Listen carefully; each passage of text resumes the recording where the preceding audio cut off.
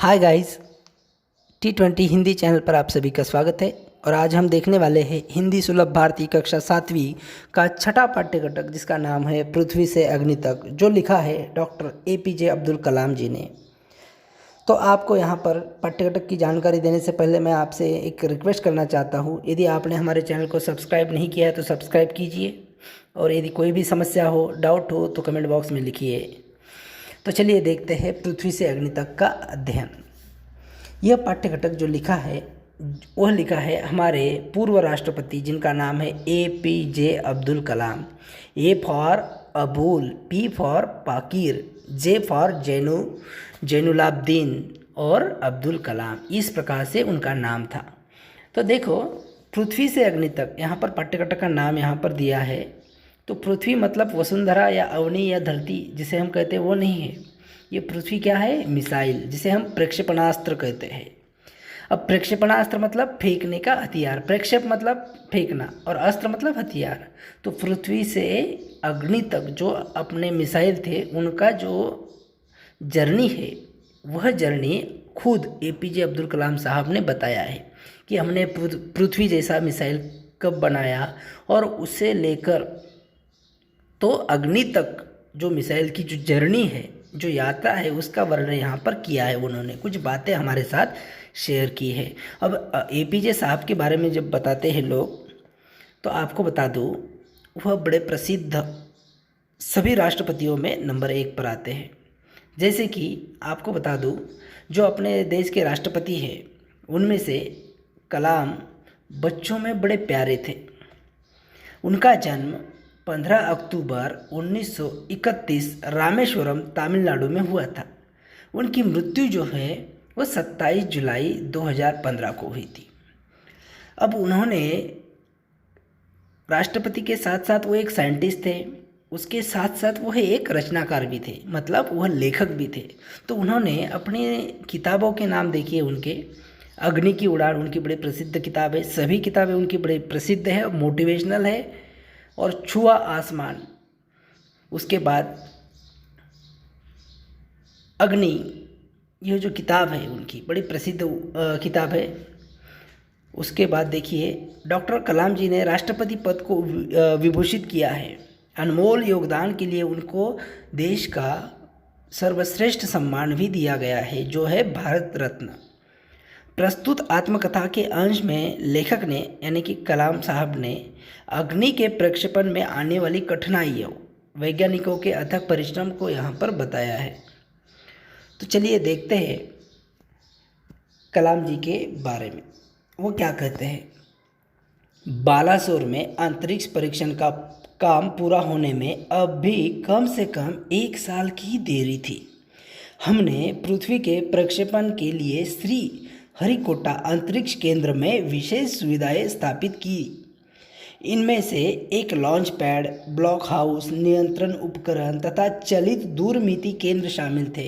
यहाँ पर कलाम साहब कहते हैं कि बालासोर में, जो उड़ीसा राज्य में है, वहाँ पर हमने अंतरिक्ष परीक्षण का काम पूरा किया और कम से कम 1 साल की देरी थी। इस काम को पूरा होने के लिए कितने साल की देरी थी? 1 साल की देरी थी। हमने पृथ्वी के प्रक्षेपण के लिए जो जगह चुनी, उसका नाम था श्री हरिकोटा, जो आंध्र प्रदेश में स्थित है। वहाँ उस जगह के लिए चुना गया। और इनमें से एक लॉन्च पैड, ब्लॉक हाउस, नियंत्रण उपकरण, ये सभी जो है मिसाइल के जो साइंटिफिक भाषा के नाम है, जो मिसाइल को लॉन्च करने के लिए यूज़ किए जाते हैं। ये सभी उपकरण उन्होंने क्या किए? केंद्र में शामिल कर लिए। अब देखिए आगे क्या कहते हुए, पृथ्वी उपग्रह को, याद रखना, पृथ्वी जो उपग्रह है, मिसाइल को ही उपग्रह कहते हैं। पृथ्वी उपग्रह को 25 फरवरी 1988 को सुबह 11:23 पर छोड़ा गया। यहाँ पर फिर से दोहराता हूँ, पृथ्वी उपग्रह को, प्रश्न बन सकता है कि पृथ्वी उपग्रह को किस तिथि और समय पर छोड़ा गया, तो आपको बताना है 25 फरवरी 1988 को सुबह 11:23 पर छोड़ा गया। यह देश के रॉकेट विज्ञान के इतिहास में एक युगांतकारी घटना थी। देखिए, कलाम साहब कहते हैं कि एक देश के रॉकेट विज्ञान में एक इतिहास के अंदर युगांतकारी मतलब युग को बदलने वाली घटना थी। इतनी बड़ी घटना थी वो। निर्देशित मिसाइलों के क्षेत्र में एक आत्मनिर्भर देश के रूप में पृथ्वी के उद्भव ने संसार के सभी विकसित देशों को विचलित कर दिया। सभी परेशान हो गए कि भारत ने ऐसा कौन सा मिसाइल छोड़ दिया, कौन सा रॉकेट छोड़ा, ये ऐसे कैसे छोड़ा, उन्हें इतनी जानकारी कहाँ से मिल गई। इस प्रकार से जो प्रगत राष्ट्र थे, प्रगत जो कंट्री थी, वो पूरे तरह परेशान हो गए। जैसे कि कोई होता है ना, अपना जो दोस्त होता है या फिर पड़ोसी होता है, उसने अगर कोई चीज़ लेकर आए या फिर अलग से कुछ कर दिखाया तो हम बड़े नाराज़ हो जाते, अरे यार ऐसे कैसे किया उसने, हमने क्यों नहीं किया। इस प्रकार से परेशान हो गए थे, विचलित हो गए थे वो प्रगत राष्ट्र। सामर्थ्यशील नागरिक, अंतरिक्ष उद्योग और व्यवहार्य मिसाइल आधारित सुरक्षा प्रणालियों ने भारत को चुनिंदा राष्ट्रों के समूहों में पहुंचा दिया था। जो रिच कंट्री है, जो इस मिसाइल के क्षेत्र में बड़ी बड़ी देश है, उनके लिस्ट में हमें पहुंचा दिया था इस मिसाइल के कारण। लेकिन क्या एक पृथ्वी ही पर्याप्त होगा? फिर कलाम साहब कहते हैं कि एक हमने मिसाइल छोड़ा, वही बस एक ही पर्याप्त होगा, बस हो जाएगा एक ही मिसाइल? क्या 4-5 मिसाइल प्रणालियों का स्वदेशी विकास हमें पर्याप्त रूप से ताकतवर बना पाएगा? वो प्रश्न पूछ रहे थे अपने आप से। एक मिसाइल हमने छोड़ दिया, सभी देश वाले परेशान हो गए, और उसमें अपना देश बस पर्याप्त होगा, अपना देश एकदम ताकतवर बन जाएगा? ऐसे प्रश्न वो अपने आप से कर रहे थे।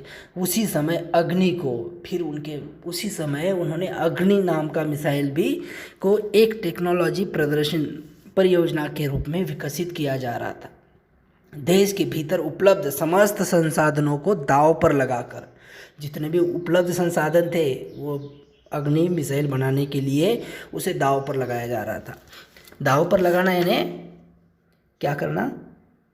कुछ पाने के लिए बदले में सब कुछ तैयार हो जाना करने के लिए, तो वह दांव पर लगाया जा रहा था। यही एक उत्तर था। अग्नि टीम में 500 से अधिक वैज्ञानिक थे। देखिए, अग्नि जो मिसाइल बनाया जा रहा था उसमें 500 से अधिक वैज्ञानिक थे, साइंटिस्ट थे, और इन विशाल प्रक्षेपणों में अनेक संगठनों का नेटवर्क बनाया गया था। और ये जो काम चल रहा था अग्नि मिसाइल छोड़ने का, तो उसमें बहुत सारे संगठन थे, बहुत सारी टीम बनाई गई थी। अग्नि का प्रक्षेपण 20 अप्रैल 1989 को निर्धारित किया गया। 88 को वो छोड़ा गया जिसका नाम था पृथ्वी, और यह तय किया गया कौन सा? 89 को, 20 अप्रैल 1989 को निर्धारित किया गया, मतलब तय किया कि उस तारीख को हम छोड़ेंगे। यह एक अभूतपूर्व अभ्यास होने जा रहा था। अंतरिक्ष प्रक्षेपण यान के विपरीत मिसाइल प्रक्षेपण में व्यापक स्तर पर सुरक्षा संबंधी खतरे शामिल होते हैं। कलाम साहब कहते हैं कि ये जो काम चलता है, साइंटिस्ट लोग इतने सारे काम करते हैं, उसमें बहुत सारे फॉल्ट आते रहते हैं, बहुत सारे सुधार खतरे वहाँ पे शामिल होते रहते हैं। प्रक्षेपण की पूर्व तैयारी की सारी गतिविधियाँ, मतलब जो सीक्वेंस है वो तय कार्यक्रम के अनुसार पूरी हो गई थी। इसके बावजूद भी इतने ज़्यादा प्रॉब्लम होने के बावजूद भी हमारा जो रूटीन था, जो सीक्वेंस था, वह बराबर चल रहा था।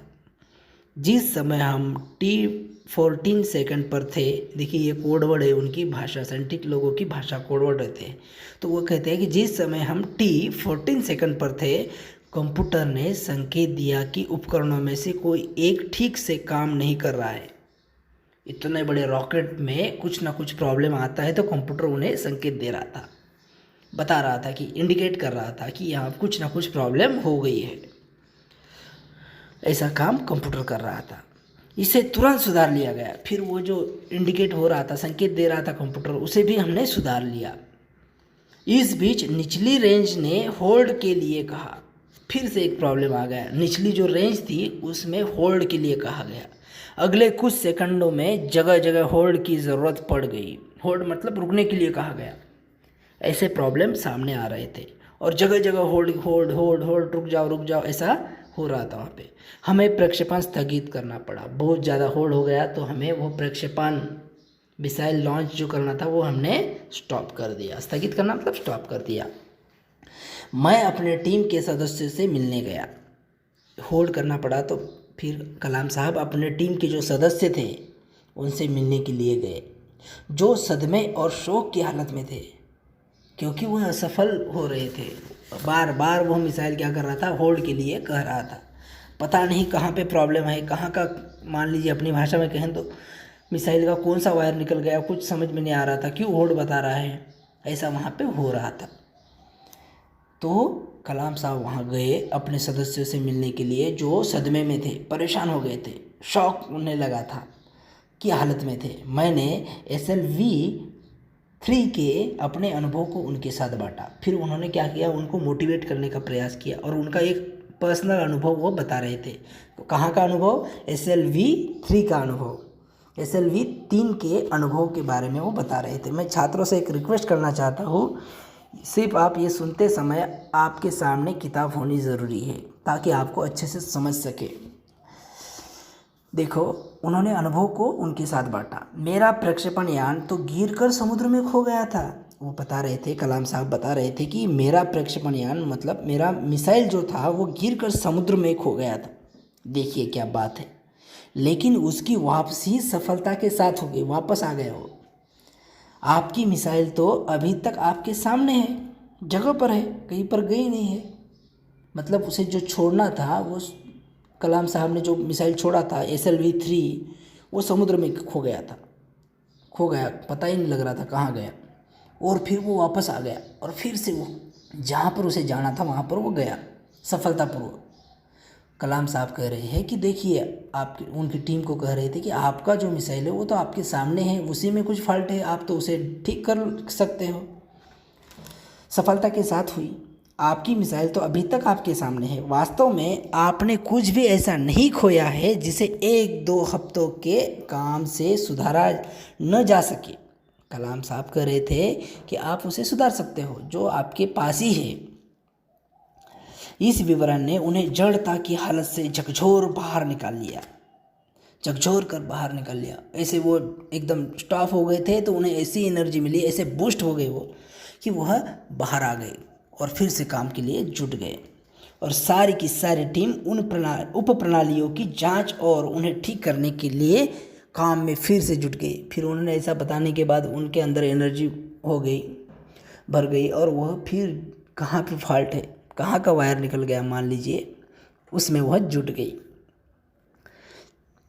अगले 10 दिन तक दिन रात चले विस्तृत विश्लेषण के बाद हमारे साइंटिस्ट ने मिसाइल को 1 मई 1989 को प्रक्षेपण के लिए तैयार कर लिया। फिर अगले 10 दिन उन्होंने ऐसी मेहनत की कि एक ना एक फॉल्ट को उन्होंने कवर कर लिया और फिर तैयार कर लिया प्रक्षेपण के लिए, लॉन्च के लिए।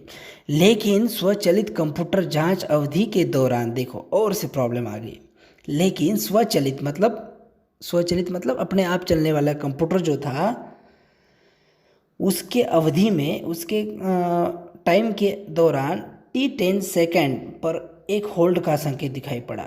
देखिए, फिर से होल्ड का संकेत दिखाई पड़ा। प्रक्षेपण फिर एक बार स्थगित करना पड़ा। रॉकेट विज्ञान के क्षेत्र में इस तरह की चीज़ें बहुत आम हैं और अक्सर अन्य देशों में भी होती रहती हैं। कलाम साहब बता रहे हैं कि ये रॉकेट विज्ञान जो है साइंटिस्ट लोगों के लिए छोटी बात है, बहुत छोटी बात है, होते रहता है ऐसे होल्ड आना या फिर कुछ प्रॉब्लम आना। मैंने DRDL RCI परिवार के 2000 से भी अधिक सदस्यों को संबोधित किया। 2000 से अधिक सदस्यों को उन्होंने संबोधित किया था। DRDL RCI परिवार के, जो अपने देश में काम करता है साइंटिस्ट। बहुत मुश्किल से ही कभी किसी प्रयोगशाला या R&D संस्थान को देश में पहली बार अग्नि जैसी प्रणाली विकसित करने का अवसर मिला था। वो बता रहे हैं कि ऐसा अवसर हमें मिला था अग्नि जैसी मिसाइल को छोड़ने के लिए, हमारे संस्थान को। यह महान अवसर हमें दिया गया है। स्वाभाविक रूप से बड़े अवसर अपने साथ बराबर की चुनौतियां लेकर आते हैं। यहाँ पर कलाम साहब कहते हैं कि जो चुनौतियां है वह क्या है, अवसर के साथ साथ आती रहती है। बड़ा अवसर तो बड़ी चुनौतियाँ, मतलब जितना ज़्यादा आपको अवसर मिलता है उतनी ज़्यादा चुनौतियाँ भी मिलती है। जितनी ज़्यादा चुनौतियाँ होगी उतनी बड़ी सफलता होगी। वो यह उन्हीं का कोट है, उन्हीं का थॉट है।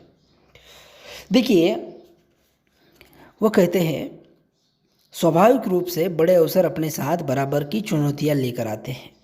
हमें हिम्मत नहीं हारनी चाहिए। समस्याओं को हमें हराने का मौका नहीं देना चाहिए। ये आपके जीवन में भी, हम सबके जीवन में भी एक बहुत बड़ा विचार है कि हमें क्या करना है। समस्या यदि आती है तो हमें उससे हार नहीं माननी चाहिए, हराने का मौका भी नहीं देना चाहिए। देश को हमसे सफलता से कम कुछ भी पाने का अधिकार नहीं। और वो अपने लोगों से कहते हैं कि देश जो है हमारा, भारत देश, हिंदुस्तान जो है, उन्हें हमसे सफलता के सिवा कुछ नहीं, मतलब सिर्फ सफलता चाहिए हमारे से। और हमें आइए सफलता को लक्ष्य बनाए। और वो अपने साथियों से कहते हैं कि हमें सफलता को क्या करना है, लक्ष्य बनाए। हमें जीतना ही है, हारना हमें नहीं चाहिए। अपना संबोधन, अपना भाषण लगभग खत्म कर चुका था कि मैंने लोगों को कहते हुए पाया, मैं आपसे वादा करता हूँ महीने के खत्म होने के पहले ही अग्नि का कामयाबी से प्रक्षेपण करने के बाद हम यहाँ वापस मिलेंगे। देखिए, लोगों ने उनसे वादा किया। ऐसा कहने पर, ऐसा मोटिवेट करने के बाद लोग, उनमें से उनके जो साथी थे उनमें से किसी ने कहा कि हम वादा करते कि इस महीने के ख़त्म होने से पहले हम अग्नि का कामयाबी से प्रक्षेपण, मतलब लॉन्च कर लेंगे, के बाद ही हम यहाँ वापस मिलेंगे, तब तक हम नहीं मिलेंगे। यह किसी आश्चर्य से कम नहीं था कि कैसे सैकड़ों कर्मचारियों ने लगातार काम करके प्रणाली की तैयारी का काम स्वीकार्यता परीक्षणों सहित केवल 10 दिन में पूरा कर डाला। और ऐसा कहने पर पूरे जो कर्मचारी थे, उनके जो लोग थे, वो जो साइंटिस्ट थे, उन्होंने 10 ही दिन में पूरा काम कर डाला। अब बाधाएं पैदा करने की बारी विपरीत मौसम की थी। साइंटिस्ट लोगों ने तो वो काम तो पूरा कर डाला, उनका जो काम था वो काम पूरा कर डाला। अब बारी थी विपरीत मौसम की। मौसम भी अच्छा होना चाहिए जब रॉकेट लॉन्च करते हैं, मिसाइल को लॉन्च किया जाता है। जैसे कि आपने देखा होगा चंद्रयान 2 में किस प्रकार से अपने प्रधानमंत्री ने रमन नाम के जो अपने साइंटिस्ट थे, वो नाराज़ हो गए थे, वो रो रहे थे। चंद्रयान 2 का असफलता से वो हो गया था, तो वहाँ जाकर अपने प्रधानमंत्री ने उनका ढाढ़स बढ़ाया। वो रो रहे थे तो उनको बताया कोई बात नहीं, हमारे भारत के हर आदमी की एक चाय के बराबर इसका खर्चा था, कोई बात नहीं, हम फिर से प्रयास करेंगे। तो यहाँ पर भी अपने कलाम साहब अपने साथियों को मोटिवेट करते हुए उनसे काम करवा ले रहे थे। मगर वो काम उन्होंने तो किया, किंतु अब बारी थी, जो मौसम था, क्लाइमेट था, वो बराबर नहीं था। एक चक्रवात का खतरा मंडरा रहा था। सभी कार्य केंद्र उपग्रह संचार के जरिए आपस जुड़े हुए थे। मौसम संबंधी आंकड़े रुक रुक कर आगे आने लगे। 10 मिनट के अंतराल में उनकी बाढ़ सी आ गई। मौसम इतना बेकार हो गया कि 10 मिनट में ही बताया गया कि बहुत ज़्यादा मौसम खराब हो गया। अंततः प्रक्षेपण 22 मई 1989 के रोज निर्धारित किया गया। फिर से जो प्रक्षेपण था वह 22 मई 1989 को निर्धारित किया गया बाद में, और आगे धकेल दिया। यह पूर्णिमा की रात थी, और वो रात कौन सी थी? पूर्णिमा की थी। ज्वार के कारण लहरें किनारों से टकराकर और अधिक शोर मचा रही थी। ज्वार मतलब ठंड के कारण। क्या हम अग्नि के प्रक्षेपण में कल सफल होंगे? यह सवाल हमारे दिमागों में सबसे ऊपर था। परेशान थे। जैसे कि हमारे बीच में भी वो दिमाग में भी प्रश्न आता है कि क्या हम एग्ज़ाम में पास हो जाएंगे, क्या हमें अच्छे मार्क्स मिल पाएंगे, क्या हम सफल हो जाएंगे, क्या मैच जीत जाएंगे। इस प्रकार के हमारे मन में जैसे प्रश्न आते हैं, उसी प्रकार रात को सोने से पहले कलाम साहब के दिमाग में आ रहा था कि क्या हम ये प्रक्षेपण में कल सफल होंगे। ये सवाल हमारे दिमागों में सबसे ऊपर था, वही सवाल था। लेकिन हम में से कोई भी उस सुंदर रात को, जादू को खंडित करना नहीं चाहता था। एक लंबी खामोशी थी, सब शांत थे, उसी सोच में सभी सोच रहे थे, कोई किससे बात नहीं कर रहा था। तोड़ते हुए आखिरकार रक्षा मंत्री ने मुझसे पूछा, और इस खामोशी को रक्षा मंत्री ने तोड़ दिया। रक्षा मंत्री, देश के रक्षा मंत्री महोदय ने मुझसे पूछा फोन पर, कल तुम अग्नि की कामयाबी का जश्न मनाने के लिए मुझसे क्या उपहार चाहोगे। मतलब रक्षा मंत्री को भी ये विश्वास था अपने साइंटिस्ट लोगों पर कि क्या हम इस प्रक्षेपण में हमारे साइंटिस्ट कामयाब हो जाएंगे। और वो उनसे कहते हैं कि कल तुम अग्नि की कामयाबी, देखिए का जश्न मनाने के लिए मुझसे क्या उपहार चाहोगे? यह एक मामूली से सवाल था, लेकिन मैं तत्काल इसका कोई भी जवाब नहीं सोच पाया। ये छोटा सवाल था, कुछ भी मांग सकते थे वो रक्षा मंत्री से, मगर उन्होंने उसका उत्तर ही नहीं सोच पाया। मैं क्या चाहता था, क्या था जो मेरे पास नहीं था, कौन सी चीज़ मुझे और खुशी दे सकती थी, ऐसी चीज़ उनको मांगनी थी। और तब मुझे जवाब मिला, हमें RCI में लगाने के लिए 1 लाख पौधों की ज़रूरत है। देखिए, वहाँ जो साइंटिस्ट जहाँ पर काम करते हैं, वहाँ पर जो वातावरण है, वहाँ की जो ज़मीन है, वहाँ पर 1 लाख पौधे लगाने की ज़रूरत है, और उन्होंने वो मांग लिया। देखिए वो कितने अपने देश के प्रति प्यार करते थे। वहाँ पे 1 लाख पौधे लगाने की ज़रूरत है, मैंने कहा। अगले दिन सुबह 7:10 पर अग्नि मिसाइल प्रज्वलित हो उठी। यह एक परिपूर्ण प्रक्षेपण था, एक भी उसके अंदर कोई कमियां नहीं थी, पूर्ण प्रक्षेपण था। सभी उड़ान मानक पूरे हुए। जो उड़ान के जो मानक थे, जो क्राइटेरिया था, वो सब पूरे हुए। यह एक दुख स्वप्न भरी नींद के बाद एक खूबसूरत सुबह में जागने जैसा था। एक रात में दुख लेकर स्वप्न देखना, उसके बाद सुबह जो है वो सफलता, खूबसूरत सुबह में जागने जैसा था। रात में तो सोए थे एक दुख भरा स्वप्न लेकर, मगर जब जागे तो वो सब स्वप्न जो है वह खूबसूरता के साथ या सफलता के साथ वह जागने जैसा था। हम अनेक कार्य केंद्रों पर 5 साल की कड़ी मेहनत के बाद लॉन्च पैड पर आए थे। पिछले 5 हफ्तों में गड़बड़ियों की एक श्रृंखला की अग्नि परीक्षा से गुजर रहे थे, लेकिन अंततः हमने यह करके दिखा दिया। और 5 साल के बाद फिर से वो लॉन्च पैड पर आए और उन्होंने अग्नि परीक्षा जो थी उनकी, उसमें वो सफल हो गए और उन्होंने वो करके दिखाया, उनकी टीम ने वो करके दिखाया। यह मेरे जीवन में महानतम क्षणों में से एक था। और ये जो मिसाइल छोड़ने पृथ्वी से अग्नि तक के जो सफ़र को वह क्या कहते हैं कलाम साहब, महानतम क्षणों में से एक था। सिर्फ 600 सेकंड की भव्य उड़ान ने हमारी सारी थकान को एक पल में धो डाला। और वह कहते 600 सेकंड की भव्य उड़ान ने हमारी सारी थकान को एक पल में धो डाला। जैसे कि बच्चे साल भर जो मेहनत करते हैं, दिन रात मेहनत करके एग्ज़ाम के दिन, ये रिज़ल्ट के दिन जब उनको पता चलता है कि आपका नंबर आया है, तो जो मेहनत है उनकी, वो पूरी थकान जो है, मेहनत है, वो रंग लाती है और उनके चेहरे पर रौनक आने लगती है। उसी प्रकार उनका भी हो गया। पूरा थकान जो था एक पल में धो डाला। सालों की मेहनत का शानदार नतीजा मिला।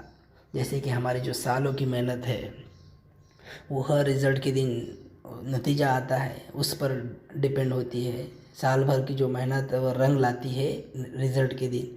उसी प्रकार उनका भी हुआ और वह जीत गए और देश के लिए और एक नया मिसाइल मिला जिसका नाम था अग्नि। तो दोस्तों, यहाँ पर यह पाठ्यघटक ख़त्म होता है। यदि आपको कोई भी समस्या हो इस पाठ्यघटक के बारे में तो आप कमेंट बॉक्स में लिखकर हमें पूछ सकते हो। आपको 24 घंटे के भीतर रिप्लाई देने का प्रयास हम करेंगे। हमारे चैनल से जुड़े रहिए, पढ़ाई करते रहिए। मिलते हैं अगले लेसन में, तब तक के लिए धन्यवाद।